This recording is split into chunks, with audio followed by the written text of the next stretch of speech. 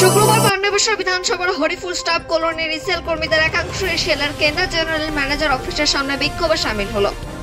তাদের অভিযোগ 24 ঘন্টার মধ্যে মাত্র 2 ঘন্টা থাকছে বিদ্যুৎ, ফলে চরম সমস্যায় পড়ছেন তারা।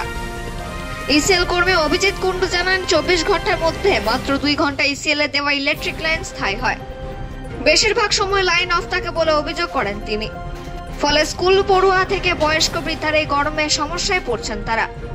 আর সেই কারণে আজ জেনারেল ম্যানেজার অফিসের সামনে বিক্ষোভে সামিল হয়েছেন তারা। তাদের দাবি অবিলম্বে তাদের এলাকায় ইলেকট্রিসিটির সমস্যা না মিটলে বৃহত্তর আন্দোলনে নামবেন তারা বলে জানান। যদিও এই বিষয়ে কোনো ইসিএল আধিকারিকের প্রতিক্রিয়া পাওয়া যায়নি। पांडवेश्वर থেকে জিতমিস रिपोर्ट न्यूज़ है। मैंने पाड़ा में लाइन का इसका चलते किए हैं, क्योंकि हम लोग इसके पहले भी एजेंट को 3/5/2024 में एप्लीकेशन किए थे, ठीक है ना, कोई रिस्पांस नहीं दिए अभी तक वो। और उसके बाद आज हम लोग यहाँ पे केंद्र एरिया में जीएम के पास आए हैं धरना में बैठे। कितने दिन पहले लिख दिए? ये आपका 1 महीना हो गया। तो क्या आप लोग का पाड़ा में लाइन नहीं है? हम लोग का पाड़ा में आपका ये 2 साल 3 साल से लाइन पूरा ये है। कौन सा पाड़ा? Haripur colliery staff centre. अभी यहाँ पे अनशन कर रहे हैं, कोई आया मैनेजमेंट से? कोई अभी तक आगे क्या कीजिएगा? हम लोग का कुछ नहीं, हम लोग का यही मांग है कि हम लोग को लाइन दिया जाए सही ढंग से। आपको अगर मान लीजिए लाइन भी काटना है तो आप टाइम में काटिए, क्योंकि बहुत सा फैमिली है, बच्चा है, हम लोग नाइट से ड्यूटी करके आ रहे हैं, हम लोग को सोना नहीं, ठीक है ना, बच्चा का पढ़ाई लिखाई में ये नहीं है। 24 घंटा में हमको 2 घंटा लाइन दे रहा, तो इस तरह में हम लोग को क्या ये मिल रहा है? लिखित देने के बाद भी कुछ? लिखित देने के बाद कोई नहीं हो रहा। हम लोग 3/5/2024 में आपको एजेंट को चिट्ठी किए थे, लेकिन अभी तक कोई रिस्पॉन्स नहीं आया।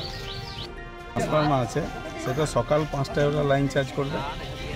লাইন চার্জ মানে লাইন কেটে দেবে, রাতের লাইনটা কেটে দেবে, আবার লাইন দেবে 1টায়, কিন্তু দেওয়ার সঙ্গে সঙ্গে টিপ করে যাবে। আর যেই টিপ করে যাবে আবার 2টোর পরে, আবার 2টোর পরে যখন দিচ্ছে তখনও টিপ করছে।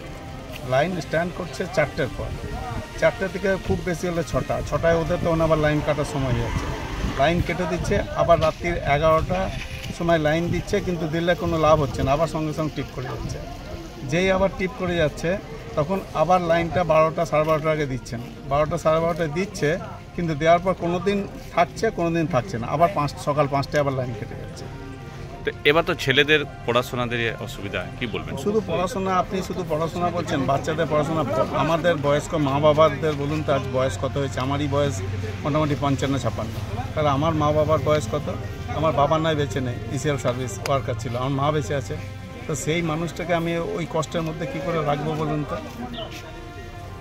এই প্রবলেমগুলো আমাদের ব্যাপকভাবে চলছে। এই প্রবলেমটা আমরা দূর করার জন্য জিএম সাহেবের কাছে এসেছি। আপনারা